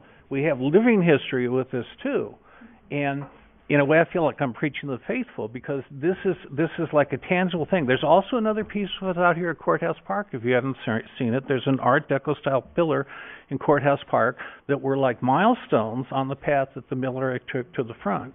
And the history says that when the military got to France, well, we're done. Lafayette, nous sommes ici. Lafayette, we're here to return the favor. So this is an exchange of gifts, exchange of favors, and it's something really special. If you haven't been to the museum at Fairgrounds, that's another local treasure. It's great, but there's pretty good access if the park's not too expensive, but also how many days and hours can they keep it open? So the thing is, I think this maybe could galvanize people to get everybody on the path about what are the best solutions here. Ultimately, how it gets protected, ultimately where it sits, all that stuff could be solved by people of goodwill, and maybe this wonderful historical museum that's at the fairgrounds could also be a freestanding thing to get expanded and start drawing people. I'm a native Californian, but I think the thing that should be in the middle of the state, and we should work towards drawing 100,000 people a year to Fresno to help see it happen. So, I don't know. I could probably go on and on. It's getting late for everybody. But just as a sidelight also, the way things are going, it might be a long time before we once again get such a nice gift from the citizens of France. Mm-hmm. Thank you. Thank you. Come on up, sir.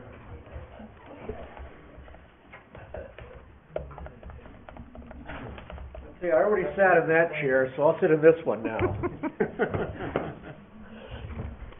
And I'm still Dave Davenport at 6156 North Miter.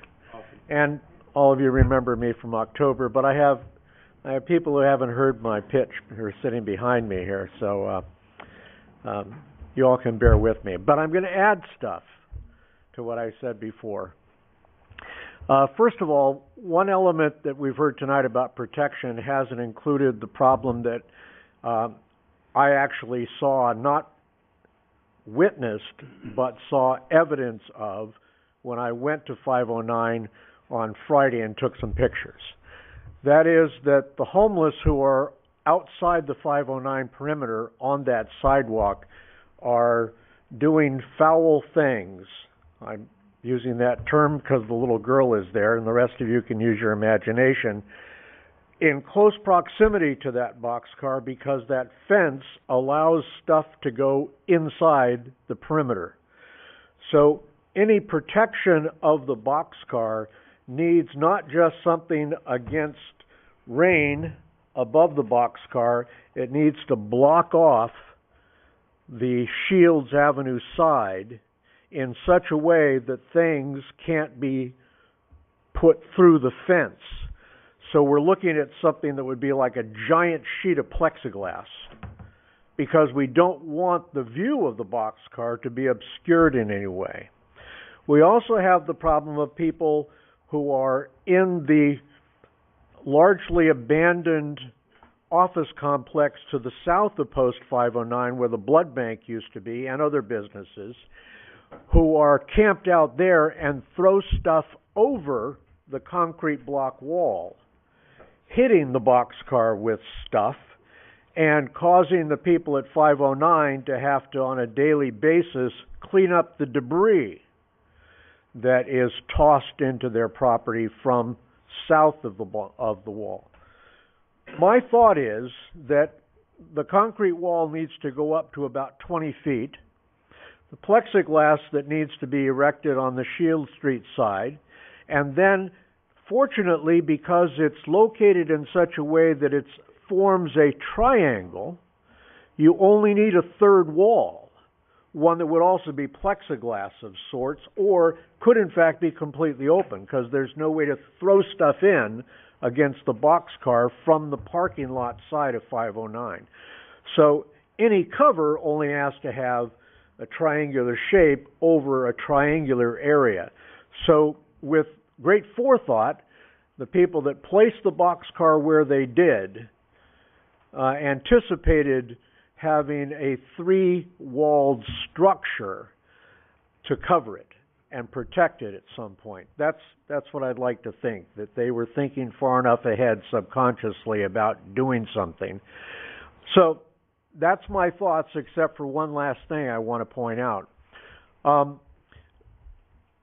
man who has painted that boxcar more than once is here again, Alan, right there.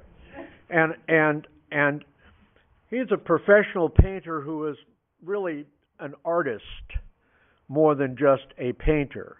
If any of you have been to Sequoia Brewing, for example, and you see the log and the booths there, and you see that detailed stuff that looks like the grain of wood, that's not the grain of wood. That's Alan's artistry, creating a faux pattern that looks like rough-sawn timber. So he has used that artistry to accurately restore the boxcar symbols for each of the French provinces. So there's a geography lesson there that goes along with the history lesson. You know, so the lesson that I used to point out when I was teaching at City College decades ago now, you know, take the students over there, have them, as I told all of you, but again I'm telling these people back here, have my students gather close packed in an area that I had marked out on the parking lot, with 40 of them standing in the same space that they would have had as soldiers standing inside the boxcar, and realizing that they were cheek by jowl and traveling, as we heard, for 3 days to the front, slowly moving, and sometimes standing for hours without moving as they let other trains pass. And of course, I only made my students stand for 15 minutes, and they were irritated at that. So you have that element there, and you add to that the fact you have these provincial plaques, coat of arms, so to speak, and you could talk about, well, which of those provinces were occupied by the Germans, and which ones were part of Vichy France, et cetera, et cetera. You get this distinction, this geographic distinction, so you're able to teach geography of France within the context of a lesson about the First World War, the Second World War, et cetera, et cetera. So it's not just an historic resource, it's a geography lesson. And part of that lesson in the future could be, and Fresno has this because Fresno is the biggest city closest to the middle of the state of California, so that it is equally accessible to others, which it wouldn't be if it was in Palm Springs. So, thank you very much for your attention. Thank you. Thank you. Come on up, sir. I'm back from the last... Can we get your name and address for the record, please? Huh? Name and address for the record, please. Alan Nitre, another coat of paint, 428 North Ferger Avenue, 93701. Beautiful, thank you. 559-268. Now, sir, you asked for, you wish you had the before and after pictures. I do. I'll give it to you too. Thank you, sir. That's my sign underneath that. Painting this took 2 weeks just for the boxcar itself.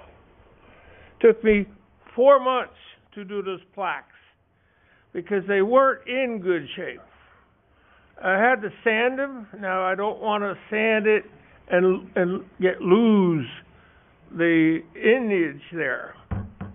But the paint that I used is Dunn Edwards Aristal Shield, which is a new paint. You clean it up with water, rollers or brushes. When it dries, it's oil, like the old oil. So these plaques should last a lot longer than the guarantee. And I'm willing, before I die, I will touch it up, no problem, because I have the labels, they're the same color that we could touch up.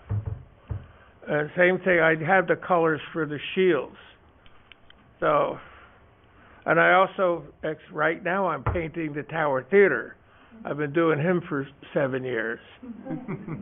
Bobby Solidars. I think that's the original color scheme, is that correct? That when it first came over, that's what it looked like?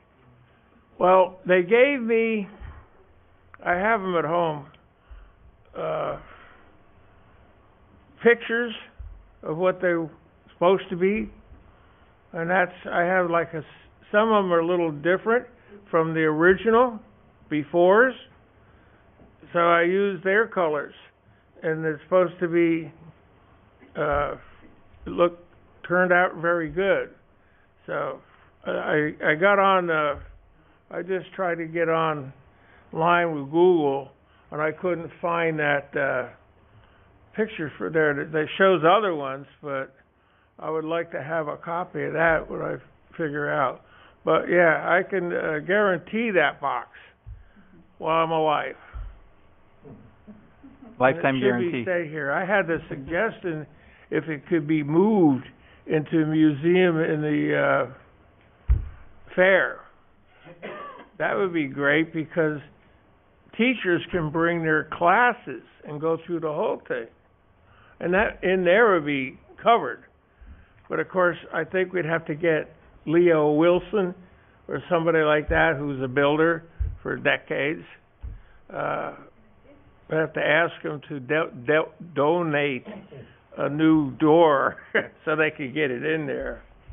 But that's I'm here. I'm the painter that did this, and that paint. And I put 2 to 3 coats of clear on top of that, so it should last a long time. Thank you. Thank you. Thank you. And it's all right. Do you want? I give you my cards because I do houses too. I do furniture. I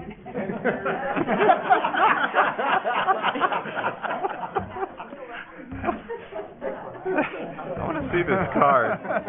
Thank you. Thank you. Thank you. Oh, yeah. I'm not going to pass out cards tonight.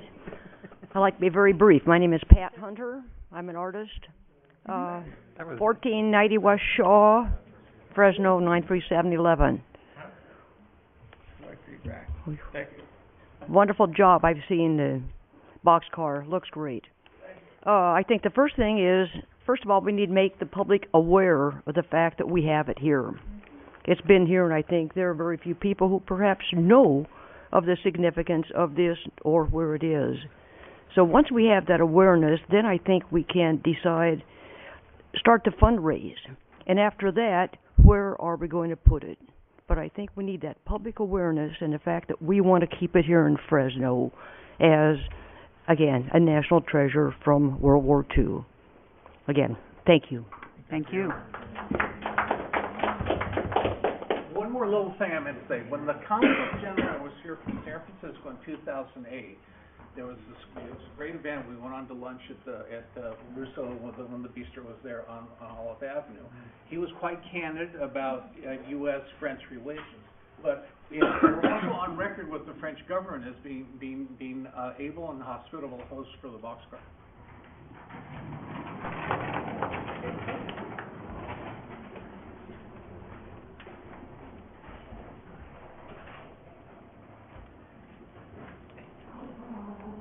Good evening. Mildred Wright Pearson, 3509 North First Street. I'm a member of 509. I've heard people speak about the boxcar being on our property. That boxcar was brought there in 2004 and restored. It's been restored, I think, twice since then. And the last time was by the gentleman that just spoke about his painting.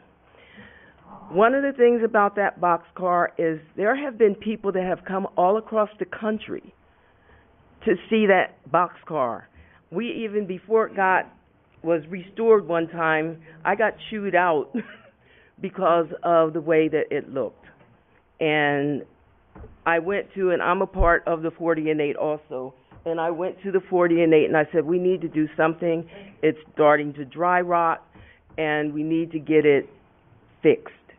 And some of our 509 posts, who are also members of the 40 and 8, went and got that lock and groove, tongue and groove. Okay, I don't know what. And they fixed the areas that were dry rotting, and then we had it painted. And I would like to let everyone know, they're saying that they want to have it open to everybody. Our post opens up every morning at 8 o'clock. We don't close till like 10, 11, 12 o'clock at night. So anybody can come in that gate and see that boxcar, walk all the way around it. We don't bother anybody. If they have any questions about it, we answer their questions. So it's available to people, and people do come. And that's all I wanted to say. Thank you. Can I ask you, excuse me, ma'am, can I ask you a question? Sure. I know we looked at this before and, I heard the comment that the city won't let you build a building. Well, there's some setback, issues there, I believe. And I just wonder if the grant would be open at all to another placement on your property. I know it would mess up the circulation the way it currently is. I'm just throwing out the potential. I don't have an answer right now, but... The reason why the boxcar was put there, and correct me if I'm wrong, the reason why the boxcar was put there because of the agreement.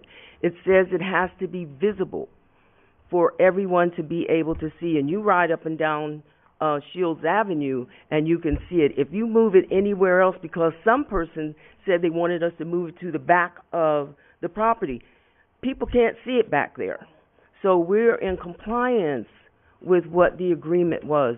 It's visible. Does that answer your question? I can add just a little bit more to that. The 509 parking lot, as we all know, when you have a big function, you can't park, there's not enough parking space any place in the city of Fresno. We're under the same condition out there. When we approached, we asked 509 if we could put it on there. The members had to say yes, no, so it took some discussion. And the number one concern was taking away these parking spots. Where can we be in compliance so far from our overhang, et cetera, which is what we did. And then we proposed that to the members of 509, and that's why it is set there in that corner to take up the least amount of parking spots. It would be up to 509 and their membership to move it 6 foot, 10 foot, or whatever it would require to enclose that thing. Ideally, yes, sir, in a building is ideal. I just can't see that happening any place we've discussed here today, other than perhaps fairgrounds.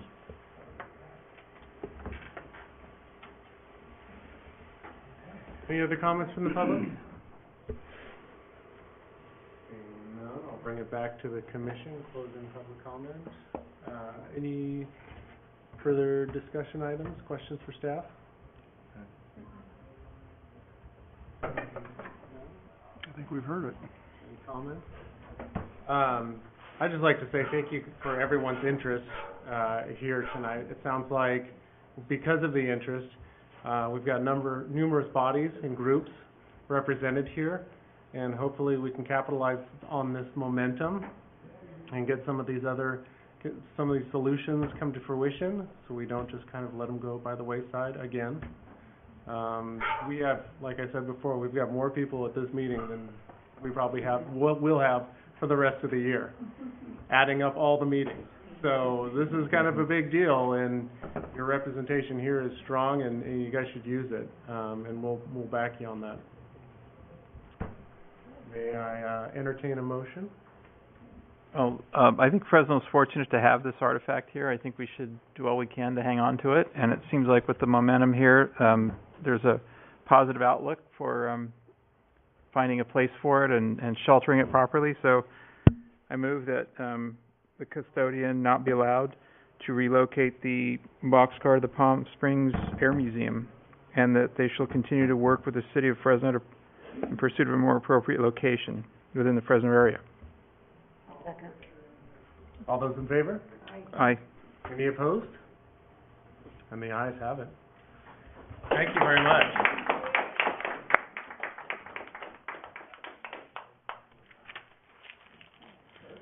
Item number 7, Chairperson's report. There isn't one. Unscheduled items, number 8, members of the commission, any unscheduled items? Nope. What about trolley cars? Do you want to ask about that? Our burned out trolley car? Do we have any info on it? Yeah. Yeah. I mean, that was going to be one of the It's a total unscheduled loss, right? items I brought up. If you haven't heard, Wait, sorry, what's the item? so this was brought up by a member of the commission about the Fresno trolley cars. We just know that there was a significant fire earlier this month that was pretty devastating to the cars, and it's just unfortunate because we were working with the city attorney's office to take back the property. It was it was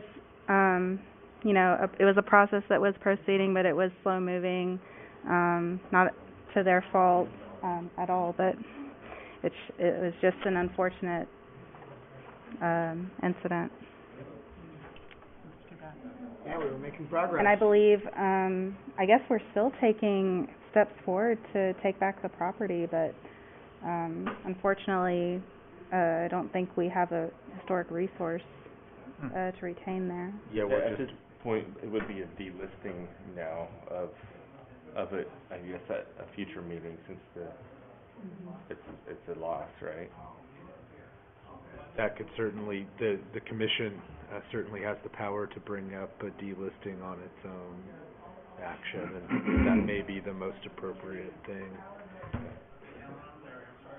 Yeah, it was, I mean, we had submitted the paperwork to get the judgment, and we're still waiting. I mean, that may not have been where the rubber met the road. I don't know if we had the resources to closely monitor and secure it, even if we had taken over possession. But yeah, it's obviously disappointing from the city's perspective.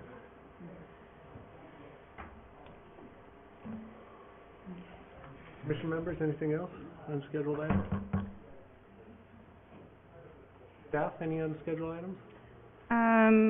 Just kind of a blanket announcement that Historic Preservation Month is coming up in May, so that's something positive. And we are working on organizing a couple events. We're working with Fresno Historical Society to do a trivia night at a local brewery, so we're still solidifying plans on that, but I'll be sure to let you know as soon as they are set. We've also come up with some historic preservation awards to give at a city council meeting, also to be scheduled. And then there are some other events taking place as well. The Lowell neighborhood is doing a historic home tour on Saturday, May 11th, and the Wilson Island Historic District is celebrating their centennial on Saturday, May 18th. That'll be at Fresno High School, I believe. Yes. And those are all events I know of so far, but I'll keep you in the loop. I have some interest with the Downtown Partnership folks. I sit on the Brewers Guild here locally, and they asked what kind of events happen, specifically in May. And so they're looking at potentially next year putting on something. Mm-hmm. And there's a couple of properties already identified to them that would be fantastic places to hold events, not just in May, but year-round. So I'm trying to develop a little bit of interest. And as of today, you have a new licensed brewery in town, and so we're gonna help out with that too. So help out with the beer garden. Yes, make sure that works. Have you quit your day job? Yeah. Have you quit your day job? I wish. Please do help. It supports the hobby. Yeah, right. It really does. All right, any unscheduled items from the general public? I have another quasi-announcement to make. Please, come on up. It kind of starts in the form of a question. would this historic preservation group be at all concerned with the activities going on at Liberty Cemetery on West Belmont? Is that something that you would take under your wing to designate it as a local historic site? Because it's been in existence now almost 101 years officially. And the reason I mention this is, I actually got confirmation from Congressman Nunez's office today that he is going to introduce a resolution to absorb Liberty Veterans Cemetery into the National Veterans Cemetery System. It may not pass, but he's going to carry it. And I know that for certain because he asked me to write the resolution.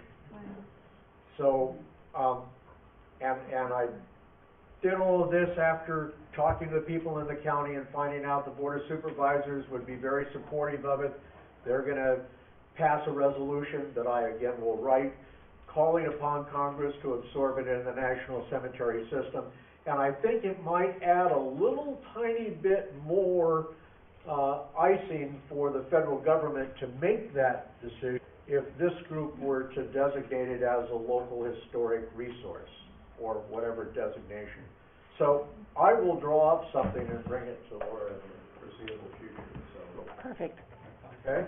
Thank you. That's sort of a heads up. Thank you. Thanks. Anything else, general public? Hearing none. Next meeting, May 20th. This meeting is adjourned. Thank you very much, everyone, for coming. Won't be here. Have we done anything